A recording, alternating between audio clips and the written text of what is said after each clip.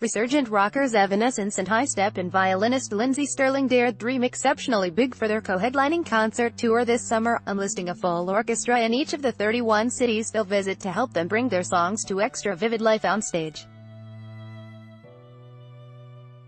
It's a luxury in which Evanescence frontwoman Amy Lee, who aspired to be Danny Elfman as much as she did Shirley Manson growing up, never really thought she'd get to indulge because, as she puts it, it just sounds crazy and expensive. And while she concurs that it's not cheap to take this kind of show on the road, the gamble appears to be paying off. The Evanescence-Stirling double bill has turned out to be one of Promoter Live Nation's top 10 biggest-selling tours of the summer in North America. The official music video for Evanescence's new single, High Low, featuring Lindsey Stirling, off of their album, Synthesis. Not bad, considering the perpetually in turmoil Evanescence disappeared for 6 years after its eponymous 2011 album before giving itself and a number of its old songs a massive orchestral, electronic makeover on its 2017 comeback record Synthesis.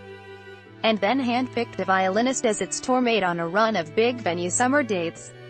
Toronto gets a look at the spectacle this Friday at the Budweiser stage.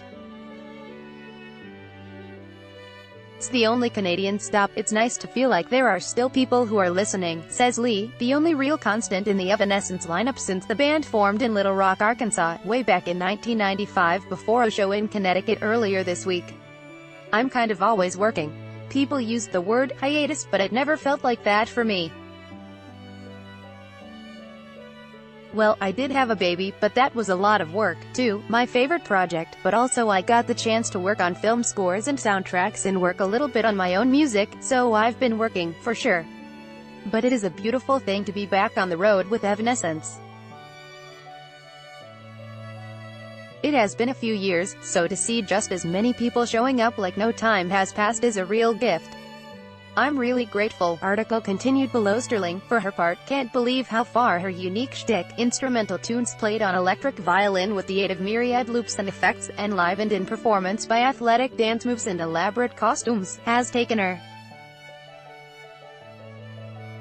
She performed with Evanescence on a single Synthesis track, High Low, and the collaboration with Lee was so fruitful that here they are, touring together and sharing the stage at odd moments throughout the night. I have had so many pinch me moments on this tour. Every night when I look out at these massive crowds, I'm like, how the heck did I get here? She emails. Seriously, I'm a violinist who started a YouTube channel by dancing in my living room while playing. I was and am a huge fan of Amy Lee and now I get to share the stage with her.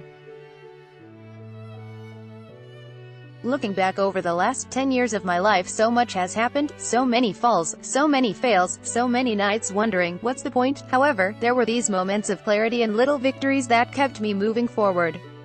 Each one of those failures led me to the next step, or taught me something invaluable, and as crooked as the path seemed and as random as the dots may have appeared, all those dots connected to lead me to these stages where 15,000 people cheer, scream and smile at me.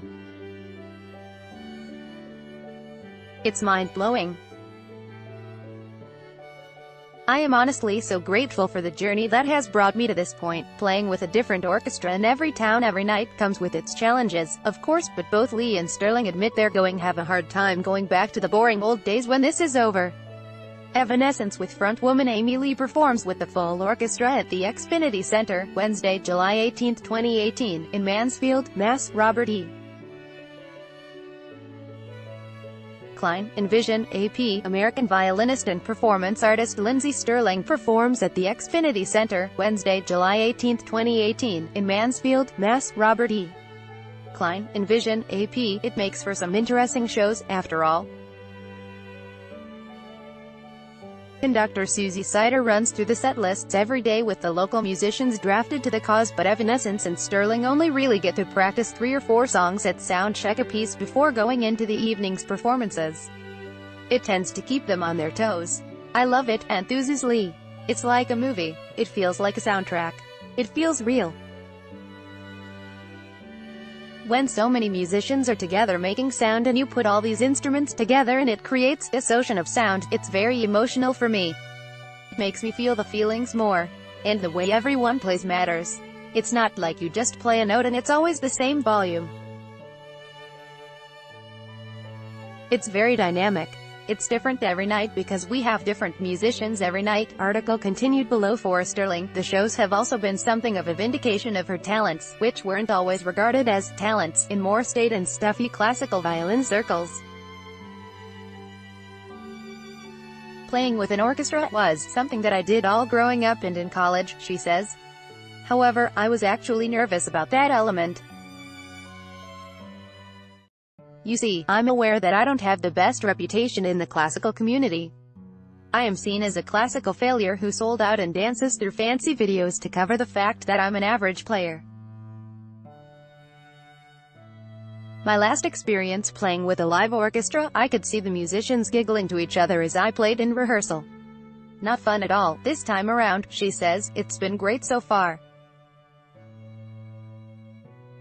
I think that when I step on stage in rehearsal and start dancing and playing, then it's at least apparent that, wow, this girl works really hard. I also think that they don't have any idea that I can actually dance and while playing live.